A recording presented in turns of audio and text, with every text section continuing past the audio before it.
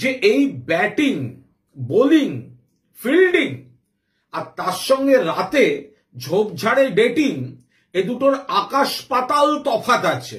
অভয়া dating করেছে? এই যে বালিগঞ্জে ল কলেজের মেয়েটি ডেটিংয়ে ছিল, গতকাল দমদমের ছোট বাচ্চা মেয়েটি, ক্লাস 7-এ পড়া বাচ্চা মেয়েটি ডেটিংয়ে ছিল। আপনাদের লজ্জা করে না? ঘৃণা করে আপনাদের? ধমনী বলেন, শিরা বলেন, আর তৃণমূল কংগ্রেস মানে নিজের ঘর। তা এতদিন আপনার শিরা ধমনীটা কি আপনার শরীরের মধ্যে ছিল না? মানে যেদিন আপনি তৃণমূল ছেড়ে এসেছিলেন সেদিনই বা কেন এসেছিলেন? সেদিনই বা আপনার শিরা ধমনী কোথায় ছিল? আর আজকে যখন আপনি তৃণমূলে আবার গিয়ে বলছেন আমার শিরায় ধমনীতে তৃণমূল, তাহলে এতদিন আপনার যে শরীর, যাতে আপনার শিরা ধমনী ছিল না, তা সেহেন শরীর নিয়ে মানে কিভাবে বেঁচেছিলেন, এক্সিস্ট করছিলেন? মিছিল রয়েছে এবং এসআইআর এর বিরুদ্ধে তৃণমূল কংগ্রেসের সমস্ত স্তরের নেতা কর্মী, শুভানুধ্যায়ী সৈনিকদের আহ্বান জানানো হয়েছে, বিশেষ করে কলকাতা সহ যে পার্শ্ববর্তী 2-4টি জেলা রয়েছে। কারণ অভিষেক বাবু ডায়মন্ড হারবারে 7 লক্ষ ভোটে জেতা। ডায়মন্ড হারবারে যখন সুষ্ঠুভাবে এসআইআরটা হবে, তখন যেমন করে সাপের গর্তে কার্বলিক অ্যাসিড দিলে কিলবিলিয়ে সাপ বেরোয়, সেইভাবে অনুপ্রবেশকারীরা বেরোবে ডায়মন্ড হারবার থেকে। সুতরাং অভিষেক বাবুদের কিন্তু হাঁটতেই হবে, এছাড়া ওনাদের আর কোনো রাস্তা নেই। ঘরের ছেলে হিসেবে এর সঙ্গে সামিল হলাম। কিন্তু রাজনীতি এবং ব্যক্তি জীবন তো সব গুলিয়ে লাট করে দিয়েছিলেন ওনারা। ফলে ওনাদের ব্যক্তি জীবন বা ব্যক্তি জীবনের নানান সমস্যা নিয়ে যখন উথাল পাথাল চলছে, তখন কি সেটা ঘর ছিল না? নাকি সেই ঘরের যিনি মানে প্রবীণ বা সেই ঘরের যিনি অভিভাবিকা মমতা বন্দ্যোপাধ্যায় ছিলেন না? ছিলেন। আজকেও সেই ঘরের অভিভাবিকা মমতা বন্দ্যোপাধ্যায়। তাহলে সেদিন যেটা ঘর ছিল না, আজকে যেটা ঘর এলো, তা এই কথাগুলো আসলে এত বেসলেস কথা, এবং এই কথাগুলো না সাধারণ মানুষ ভালো চোখে নেয় না। আর কতদিন পিছনে লাগবে ক্লিয়ার করুন। পিছনে লাগতে গেলেও একটা ভালো পেছন দরকার। দেবের উচিত আরও কড়াভাবে কুণালবাবুর বিরুদ্ধে কথা বলা। তার কারণ কার সামনেটা সুন্দর, কার পেছনটা সুন্দর, এই কথাগুলো যখন অন ক্যামেরা কেউ বলেন, তাকে কুরুচিপূর্ণ কথা বলা হয়, তাকে অশ্লীল কথা বলার দায় তার থাকে। ফলত শোভনবাবু বা বৈশাখী দেবী, ওনারা আগে তৃণমূলের ছিলেন, তারপর মনে হয়েছিল তৃণমূল থেকে চলে আসবেন, বিজেপিতে এসেছিলেন। বিজেপিতেও ওনাকে আমি কোনো দিন কোনো মাঠে ময়দানে দেখতে পাইনি। এখন ঠিক আছে, উনি এসেছিলেন, কেউ যদি কোনো দলে আসতে চায়, সেখানে তো তাকে বলা যায় না যে না আপনি আসতে পারবেন না, মুখের উপরে দরজা বন্ধ করে দেওয়া যায় না। এটা তো একটা গণতন্ত্রের একটা বিষয় যে কেউ যদি কোনো দল ছেড়ে কোনো দলে যেতে চায়, সে যেতেই পারে। কিন্তু তার বিষয় দাঁড়াচ্ছে যে সেখানে তার বিজেপির কাছেও ওনার কোনো গ্রহণযোগ্যতা নেই। এখন যখন উনি তৃণমূলে গিয়ে শিরাধমনী ফিরে পেলেন, সেই তৃণমূলের কাছেও কি ওনার কোনো গ্রহণযোগ্যতা রইল? আমার তো মনে হয় না। দেখুন, রাজনীতিবিদ যারা, তাদের কিন্তু মানুষের কাছে আনসারেবল হতে হয় ভীষণভাবে। মানুষের জন্যই তো রাজনীতি, তো কোনো পেশা নয়। দেখুন, একজন ব্যক্তি মানুষ, তিনি ডাক্তার হতে পারেন, ইঞ্জিনিয়ারিং হতে পারেন, উকিল হতে পারেন, তিনি শিল্পী হতে পারেন। তিনি তার নিজের জীবন, নিজের সংসার প্রতিপালন করার জন্যে তিনি একটা মানে শিক্ষার মধ্যে দিয়ে গিয়ে তিনি একটা পেশা অর্জন করলেন, সেটা তার পেশা। কিন্তু রাজনীতি মানুষের কাছে আমরা দায়বদ্ধ, মানুষের কাছে আমরা আনসারেবল। আমাদের প্রতিটা কাজ, আমাদের প্রতিটা আচরণ, আমাদের প্রতিটা পদক্ষেপ সাধারণ মানুষের কাছে আমরা দায়বদ্ধ। সুতরাং একজন মানুষ যিনি কাল ওখানে ছিলেন, তারপরে এক জায়গায় এলেন, আবার তিনি চলে গেলেন, কোনো দিন সেটাকে ঘর বলেননি, আজকে আবার সেটাকে ঘর বলছেন, মানুষ কনফিউজড। ফলে শোভনবাবু বা বৈশাখী দেবীর রাজনৈতিক জীবন আমার মনে হয় না আর কিছু আছে। ওনারা এঘর ওঘর করুন, মানুষ কিন্তু ওনাদেরকে হয়তো ব্যক্তিগতভাবে যারা ওনার থেকে উপকৃত তাদের কাছে ছেড়ে দিন, ব্যক্তিগত উপকৃত যারা তারা সবসময়তেই ঋণী থাকবেন। কিন্তু একদম সাধারণ মানুষ, সাধারণ ভোটার, তাদের কাছে শোভনবাবু বা বৈশাখী দেবীর কোনো গ্রহণযোগ্যতা নেই। মানে চোর তৃণমূল, ধর্ষক তৃণমূল, দাঙ্গাবাজ তৃণমূল, তোলাবাজ তৃণমূলের ইমেজকে পরিষ্কার করবার জন্যে নানান রকমভাবে কথা বলে গান গেয়ে যতই করুন, আসলে তো কুণাল ঘোষ মানে সারদার সেই কেলেঙ্কারির চোরটা, সবাই এটা জানে। এখন তিনি বলছেন যে ব্যাট বল ফিল্ডিংয়ের সঙ্গে ঝোপে ঝাড়ে। এখন কুণাল বাবুরও তো এই ধরনের কথা বলবেনি, কারণ আপনাদের নিশ্চয়ই মনে রয়েছে যে পার্ক স্ট্রিটে সুজেট খানকে মমতা বন্দ্যোপাধ্যায়ের নেত্রী বলেছিলেন যে ইয়ের সঙ্গে টাকা দর কষাকষি, হ্যাঁ একদম কাস্টমারের সঙ্গে টাকার দর কষাকষি নিয়ে তিনি বলেছিলেন। আপনি জানেন মাননীয় মুখ্যমন্ত্রী মমতা বন্দ্যোপাধ্যায় ধর্ষণের রেট বেঁধে দিয়েছিলেন, সাবালিকা ধর্ষিতা হলে এত টাকা, নাবালিকা ধর্ষিতা হলে এত টাকা, এটা উনি করেছিলেন।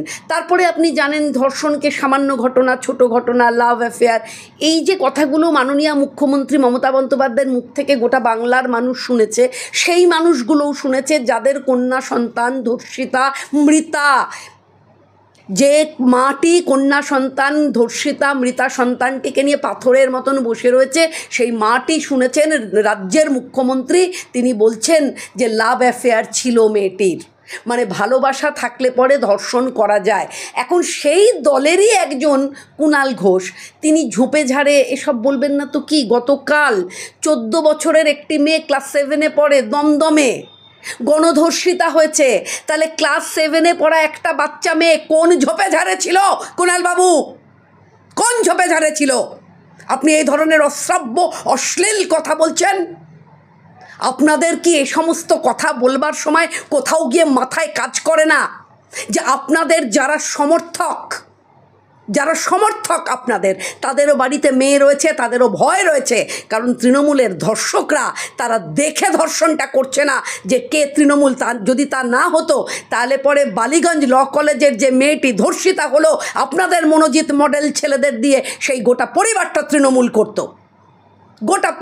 তৃণমূল করতো, তারপরেও সেই মেয়েটিকে ধর্ষণের মুখোমুখি হতে হয়, সেই ট্রমার মধ্যে দিয়ে মেয়েটি জীবনটা কাটছে। সুতরাং আপনারা কি এটুকু একবারও ভাববেন না? আপনারা কি বলেন? মানুষের কাছে কোনো দায়বদ্ধতা নেই আপনাদের? আপনারা কি মানুষ? আমি জিজ্ঞেস করছি কুণাল বাবুকে এবং নেত্রী মমতা বন্দ্যোপাধ্যায়কে, কাদের বসিয়ে রাখেন? কাদের? একবারও ভাবেন না?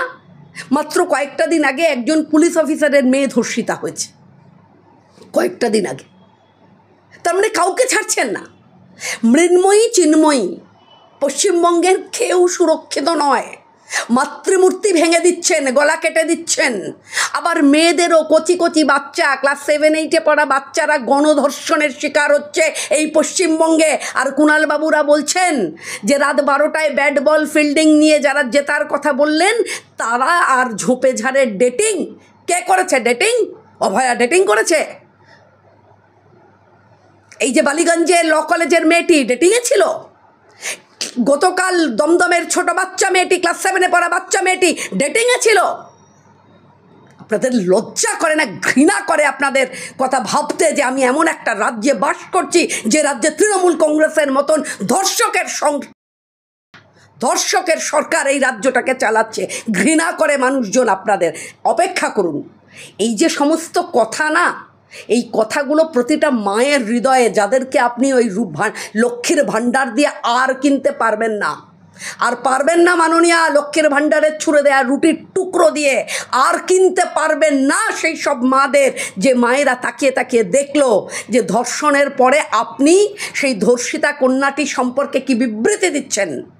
তারা তাকিয়ে তাকিয়ে দেখলো কুণালবাবু আপনার বলা কথাগুলো তাদের কানে এবং তাদের মনে গিয়ে পৌঁছলো যে আপনি বলছেন এটা কি কথা। রাত্রির বেলাতে 8টার পরে আপনারা বেরোবেন না। কাকে বলছেন? মাননীয়া বাংলার মেয়েদের।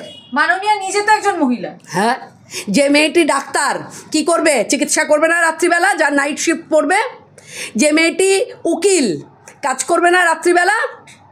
যে মেয়েটি সাংবাদিক, যে মেয়েগুলোকে সাংবাদিকতার জন্যে রাত্রিবেলা বাইরে বেরোতে হয় খবর সংগ্রহের জন্যে, কাজ করবে না। সেই মেয়েটি কি করবে? কুলতুলিতে যার বাড়ি আর পড়াশুনো করে রবীন্দ্রভারতীতে যে মেয়েটি PhD করছে আমার চেনা, সেই মেয়েগুলি কি করবে? যে মেয়েগুলিকে ভোর 4টের সময় বাড়ি থেকে বেরিয়ে কলকাতায় আসতে হয় পরিচারিকার কাজ করতে। ভোর 4টের সময় যখন তারা বিভিন্ন মগরাহাট বলুন, বাসন্তী বলুন, গোসাবা বলুন, ক্যানিং বলুন, সেখান থেকে আসে, তাদের সঙ্গে ব্যক্তিগত সম্পর্ক আমার, ব্যক্তিগত নামে চিনি, তারা যখন বলে না দিদি খুব ভয় করে, কারণ পশ্চিমবঙ্গে এই ভয়ের বাতাবরণ, পশ্চিমবঙ্গে আপনারা আপনার ভাইদেরকে আপনারা তুষ্ট রাখেন, কারণ তারা জানে ধর্ষণ করার পরে, খুন করবার পরে আমাদের কোনো চিন্তা নেই। তারা এগুলো জানেন যে যতই ধর্ষণ হোক, চুরি হোক, দাঙ্গা হোক, তোলা হোক, আমাদের সরকার রাজ্যে, সেটা জানে পশ্চিমবঙ্গের এই ধর্ষকরা জানে। তার জন্যেই অপরাধ এখানে লালন করা হয়, অপরাধীরা এখানে রীতিমতন বুক ফুলিয়ে ঘুরে বেড়ায়। তা নাহলে কুণালবাবু বলতে পারেন এই কথা?